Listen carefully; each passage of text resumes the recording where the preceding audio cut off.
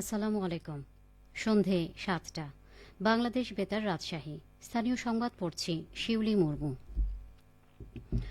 মহিলা ও শিশু বিষয়ক এবং সমাজ কল্যাণ প্রতিমন্ত্রী ফারজানা শারমিন বলেছেন, চিনিকল সহ দেশের সকল রাষ্ট্রায়ত্ত শিল্পের আধুনিকায়ন ও লাভজনক পর্যায়ে নিয়ে যেতে উদ্যোগ গ্রহণ করবে সরকার। প্রতিমন্ত্রী আজ নাটোরের গোপালপুরে অবস্থিত নর্থ বেঙ্গল চিনিকল শ্রমিক ইউনিয়নের নবনির্বাচিত পরিষদের শপথ গ্রহণ অনুষ্ঠানে প্রধান অতিথির বক্তব্যে এ কথা বলেন। প্রতিমন্ত্রী বলেন, চিনিকলকে লাভজনক পর্যায়ে নিয়ে যেতে সকল পক্ষকে দক্ষতা ও দায়িত্বশীল ভূমিকা পালন করতে হবে। বর্তমান সরকার শ্রমিকদের ন্যায্য অধিকার নিশ্চিতকরণ, নিরাপদ কর্মপরিবেশ সৃষ্টি এবং সর্বাধিক কল্যাণ সুবিধা নিশ্চিত করবে। আখ চাষের সম্প্রসারণের মাধ্যমে উৎপাদন বৃদ্ধিতে পদক্ষেপ গ্রহণ করতে হবে, তবেই চিনি শিল্প লাভজনক পর্যায়ে এগিয়ে যাবে। এক্ষেত্রে কৃষক এবং চিনি কলে কর্মরত সবাইকে সমন্বিতভাবে কাজ করতে হবে। ফারজানা শারমিন বলেন, অতীতে বিভিন্ন খাতে অপচয়মূলক অর্থ খরচ করা হয়েছে। এখন অপচয় গ্রহণ করার মতো কোনো সুযোগ নেই। জনগণের কাছে সরকারের প্রতিটি কাজের জবাবদিহি নিশ্চিত করতে হবে, কারণ জনগণই রাষ্ট্রের প্রকৃত মালিক। নর্থ বেঙ্গল চিনিকলের ব্যবস্থাপনা পরিচালক ফরিদ হোসেন ভুইয়ার সভাপতিত্বে অনুষ্ঠানে বিশেষ অতিথির বক্তব্য রাখেন লালপুর উপজেলা নির্বাহী অফিসার জুলহাস হোসেন সৌরভ। রাজশাহী ৩ আসনের সংসদ সদস্য অ্যাডভোকেট শফিকুল হক মিলনের সাথে শুভেচ্ছা বিনিময় করেছেন পবা উপজেলার বিভিন্ন ইউনিয়ন পরিষদের চেয়ারম্যানগণ। আজ দুপুরে রাজশাহী মহানগরীর বিসিক এলাকায় তার নিজ কার্যালয়ে সৌজন্য সাক্ষাৎ ও শুভেচ্ছা বিনিময় করেন।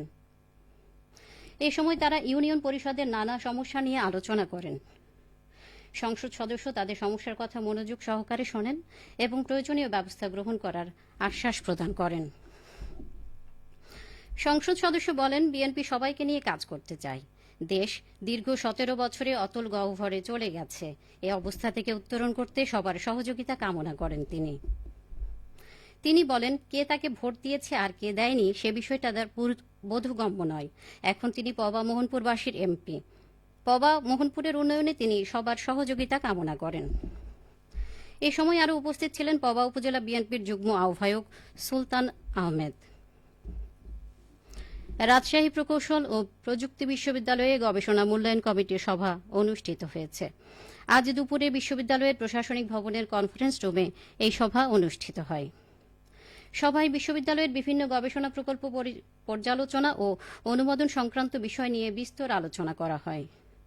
রুয়েটের উপাচার্য ও গবেষণা মূল্যায়ন কমিটির সভাপতি অধ্যাপক ড এস.এম. আব্দুর রাজ্জাকের সভাপতিত্বে আয়োজিত সভায় কমিটির সদস্য সচিব এবং গবেষণা ও সম্প্রসারণ দপ্তরের পরিচালক অধ্যাপক ড আব্দুল খালিক সহ কমিটির অন্যান্য সদস্যবৃন্দ উপস্থিত ছিলেন।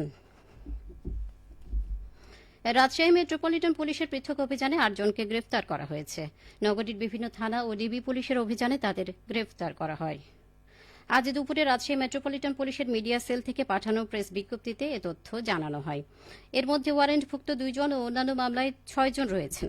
গ্রেপ্তারকৃতদের বিরুদ্ধে আইনগত ব্যবস্থা গ্রহণ করা হয়েছে। সিরাজগঞ্জের শাহজাদপুরে লক্ষ্যমাত্রা ছাড়িয়েছে বোরো আবাদ। শাহজাদপুর উপজেলা কৃষি অফিস সূত্রে জানা গেছে, চলতি বোরো মৌসুমে সিরাজগঞ্জের শাহজাদপুরে বোরো ধান আবাদের লক্ষ্যমাত্রা ছিল 22,680 হেক্টর জমিতে। ইতিমধ্যে আবাদ হয়েছে 23,179 হেক্টর জমিতে, যা লক্ষ্যমাত্রার চেয়ে অনেকটাই বেশি। এবার ভালো ফলনের আশায় অধিকাংশ জমিতে হাইব্রিড ও উচ্চ ফলনশীল জাতের ধান আবাদ করা হয়েছে। এখন বোরো ধান পরিচর্যায় ব্যস্ত সময় কাটছে তাদের। শাহজাদপুর উপজেলা কৃষি অফিসার কৃষিবিদ আবদুল্লাহ আল মামুন বলেন, ইতিমধ্যে উপজেলায় 95% জমিতে বোরো ধান রোপণ সম্পন্ন হয়েছে। অবশিষ্টাংশ দ্রুত শেষ হবে। ভালো ফলন নিশ্চিতে স্থানীয়ভাবে কৃষকদের পরামর্শ দেওয়া হচ্ছে। সবশেষে আবহাওয়া। আজ রাজশাহীতে সর্বোচ্চ তাপমাত্রা ছিল 33.7 ডিগ্রি এবং সর্বনিম্ন 17 ডিগ্রি সেলসিয়াস। সন্ধ্যে 6টায় বাতাসে আপেক্ষিক আর্দ্রতার পরিমাণ ছিল 50%। রাজশাহী ও পার্শ্ববর্তী এলাকায় আগামীকাল সেহরির শেষ সময় ভোর 5:10। সংবাদ শেষ হল। আমাদের পরবর্তী স্থানীয় সংবাদ প্রচারিত হবে আগামীকাল সকাল 8:10।